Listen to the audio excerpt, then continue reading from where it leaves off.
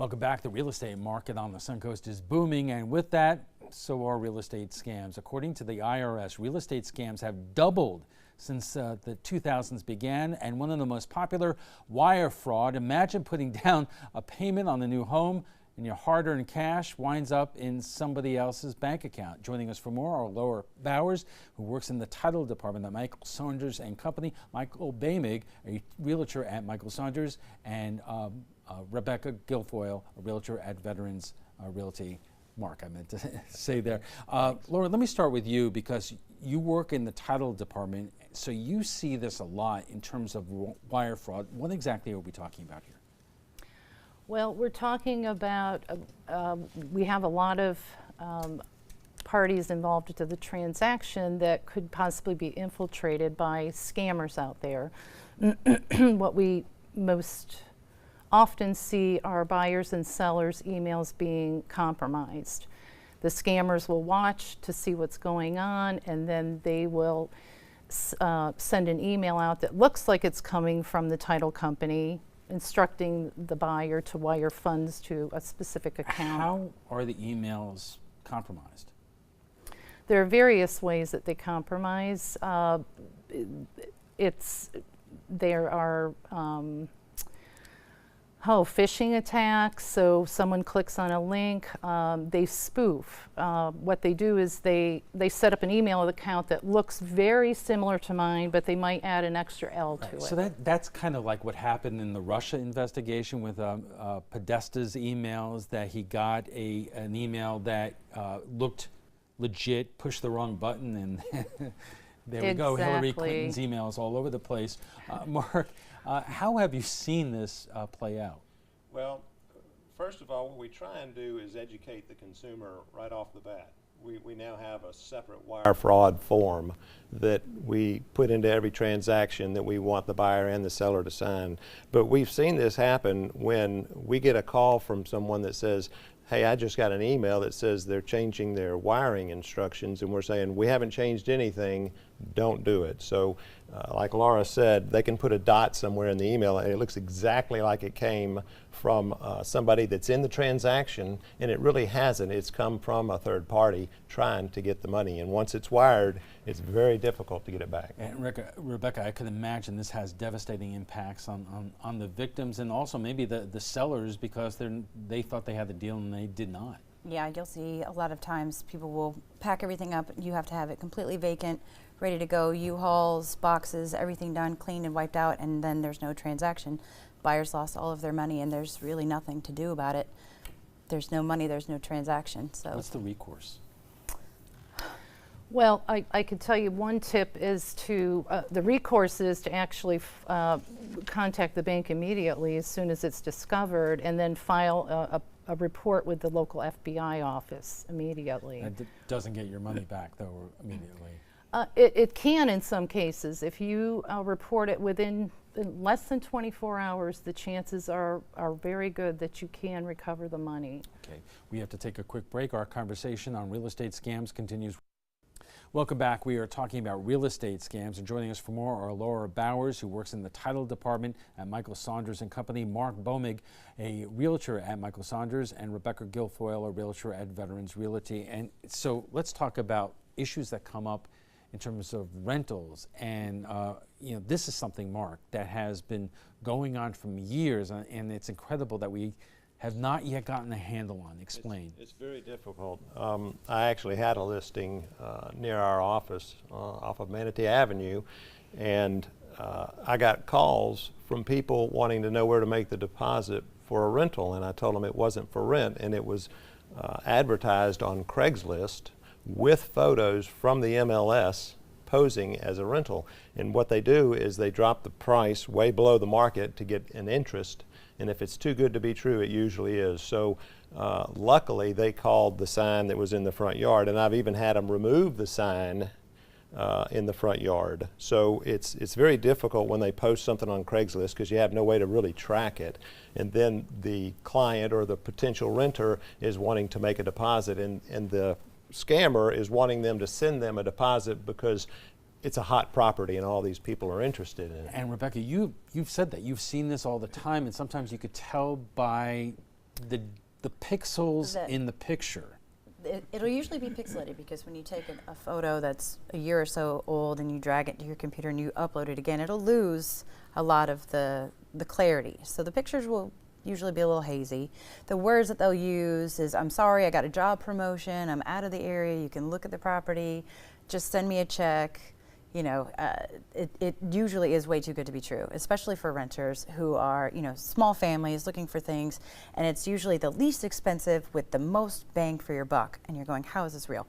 All of my buyers who are wanting to rent one more year just to save up a little bit more, I always go with them and look at these properties. And I've experienced where there will be a lockbox on the property belonging to another company actually renting the property. But a scammer will come and take a copy of the key, make a copy of the key, put their own lockbox on it, put their own sign in the yard, and create a fake account online. And Laura, we only have a couple of seconds left here, but this is awful hard for law enforcement to investigate. Absolutely. Very difficult. And I would imagine that, I mean, there's so many cases like this, they get overwhelmed. I know I have a friend who's a detective, and that's in the situation he's confronted with very, very often. We have to take another quick break. We are just getting warmed up. Our conversation on real estate scams will continue right after this. Welcome back, everyone. We are talking about real estate scams, and joining us for more are Laura Bowers, who works in the title department at Michael Saunders and Company, Mark Bomig, a realtor at Michael Saunders, and Rebecca Guilfoyle, a realtor at Veterans Realty. And Mark, we were talking during the break about, especially now with a hurricane bearing down on Florida, situations like that cause a lot of opportunity for misdeeds itself. Explain in terms of homes being damaged, and we're going to need our roofs fixed. What can happen? Well, typically what happens is when there's a large area of damage, such as a heavy storm like what's coming now towards the Destin area, roofs get torn up, trees fall on houses, and contractors are out doing their best to get the clients taken care of, but then you have the unscrupulous type that go in and pretend to be the contractors. They tell them that there's such a long wait. If they want to get in line to get their roofs repaired, get the trees removed, they need to issue a deposit, and then those people never show back up, and so now they've left and just collected a fee for not doing anything. And I would imagine that a lot of, especially the elderly, are especially vulnerable to situations like that. Rebecca, another thing that is, I know this drives you crazy, but things can happen during open houses. And that's something that homeowners really have to be cautious about. Explain. Well, there's safety concerns anytime you show a property, some of which would include theft of items. So we always go over a checklist for our sellers to put away and lock up specific items, your prescriptions, your valuables, things of that nature, especially if you are living in the property. So we want to make sure that those things are taken with you or locked up securely. People have a tendency to be very trusting and, okay, just go take a look and let me know how you think about the property, but that can open the door, unfortunately, for sticky fingers. And I would imagine, again, law enforcement are probably deluged by situations like this. Often it's very hard to investigate these cases, Mark. Well, the other thing is that you might not find out that something's missing for 2 or 3 weeks when you go to get whatever it is. I mean, it's not like when you've done having your house shown that you go back and inventory everything in your house. So sometimes it's a longer period of time before the occupants or the owners of the house know that something is actually gone, and then by that time you've probably had other people in your house, so it's very difficult to say where it actually disappeared from. And Laura, we talked about the issues involving the wire transactions, but when you're talking about titles and so forth, what are the other big problems that you see? In terms of fraud, you mean? Yes. Well, we actually had an incident back a couple years ago now. One of the primary targets for fraud in Florida is what I call it lot fraud. So the owners are absent, they live out of state, they live out of the country. Someone unscrupulous will go ahead and email Mark and say, Mark, I've got a lot that I want to sell over here on, ABC Avenue. Could you get that listed for me? All the communication is done via email, and the property is sold, and lo and behold, that wasn't the real owner of the property. And that is where title insurance is so important to have to protect the buyer from those types of fraudulent activities. A lot of people think when you do a title search you reveal everything, but fraud and forgery are one of the two major components that are covered by title insurance. How often do people basically forego the title insurance and open themselves to this kind of fraud? Not very often, because we, again, educate the customer as to how important it is and the types of things that it does protect them against. And it's a one-time premium that they pay that is going to protect their most valuable asset. More than likely. I would imagine the industry and government have made some inroads in terms of certain types of fraud out there. There were situations that I used to investigate in terms of title fraud where people would forge documents and then pass them off. At the clerk's office. Mark, you see that less often now? A lot less. Besides that, the mortgage fraud has really been decreased because of all the tight government restrictions that are now in place. It used to be a saying, if you could fog a mirror, you could get a mortgage, and that was pre-2006, and it's completely stopped now. Right. The flip side of that, Rebecca, it has made it more difficult for all of us to get mortgages because of what you have to go through Absolutely. to get it done. What impact has that had in terms of home buyers and home sellers in terms of really getting through the process? Well, I'll tell you, from my experience as a local in Bradenton, I've witnessed entrepreneurs have a very difficult time. Myself, as a realtor, it's actually very difficult because you balance the ebbs and flows of your business, and you deduct certain items, and getting a loan based on your business is actually very difficult. So you've got a lot of, you want to do small town, local entrepreneurship, and you want to support local and grow the community that way. But now the hoops that you have to jump through to get these loans are very, very tough.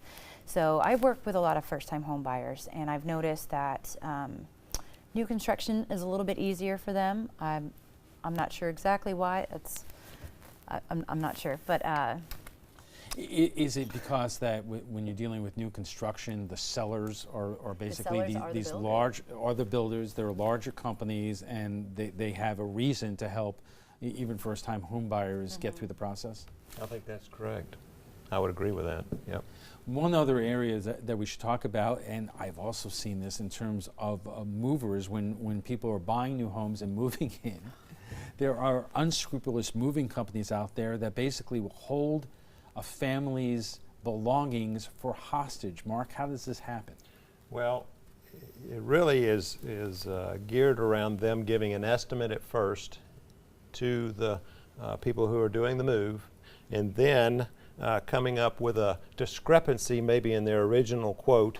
Maybe they quoted them per pound rather than per room, and they say that they went over the scales and it was much higher. So in order for them to get their furniture, they're charging them an exorbitant fee over what they've quoted, maybe very well knowing that when they were loading the truck it was going to be more. And I bring this back to the question I've been asking all along. When things like that happen, you want to call police and get immediate help, but what kind of position are police in when they respond to this? It's very difficult for the police to get involved because depending on what the contract says from the moving company, the police would want you to file a report and then take it up with an attorney. So that while the doesn't help you people, today. that's exactly right, while their furniture is sitting in the back of the van, they don't have much choice but to pay the bill to get the furniture. All right, time for final thoughts. And Laura, in terms of the wire transactions where we were talking about, what should people be aware of when they go through this process, and how could they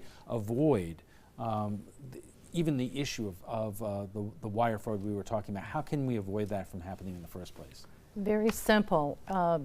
Get out from behind the computer and pick the telephone up, and always verbally confirm the wire instructions. That's the best practice that we've implemented now for quite some time now, to just verify everything verbally over the telephone. If you do receive an email, And there's any suspicion whatsoever, just call the telephone number, not in the email, but from the official website or from the number that your real estate agent has given you to confirm that information. Just make sure that you change your passwords. Never ever rely on an email for wire instructions. The difficulty there is that when you're buying or selling a property like that, there are so many things that are spinning around that I would imagine it's difficult for people to do all that. Rebecca, what is the one thing you want folks to walk away from this conversation with? I would definitely say, like you said also, to do your research, and that is to compare and contrast. You can go from Zillow to Craigslist to Facebook Marketplace. You can go a Google search and go, this just doesn't seem right, to trust your instincts and to ask a professional. And that's why we're here. And Mark, what's the one thing you My want? one thing takeaway is never ever trust a last-minute instructions to change wiring instructions, because they do not do that. Slow it down. Slow it down, take your time, call and verify like Laura said, but they don't send last-minute emails asking you to change where that money is directed. Okay, we have to leave it there. Thank you very much for joining us tonight. Before we go, we want to share with you what some of you had to say about last night's show on the future of education. Democrat Andrew Gillum wants to increase spending on public education $1 billion by raising taxes on corporations and raising teacher wages to at least $50,000 a year. Republican Ron DeSantis also wants to put more money into classrooms by looking for efficiencies while also expanding school vouchers, which would help lower income students attend private schools. We went to Facebook to hear what some of you have to say about that. And Pete says, I've always supported the idea of expanding school voucher programs, which would help lower income students attend private schools. And I don't like the idea of raising taxes on businesses, so I would prefer Ron DeSantis. And Aaron says, I am glad to see Ron DeSantis wants to put more money into schools. However, I fail to see how he wants to pay for it rather than cut efficiencies. No thanks. I've been there, and I know what that really means. What is Ron DeSantis' position on paying teachers more? We are currently ranked 42nd in teacher pay. Well, if you'd like to join the conversation on tonight's topic, just visit our Facebook page at facebook.com/MySuncoast. We want to thank our guests for being here tonight. Laura Bowers, who works in the title department at Michael Saunders and Company, Mark Bowmick, a realtor at Michael Saunders, and Rebecca Guilfoyle, a realtor at Veterans Realty, Inc.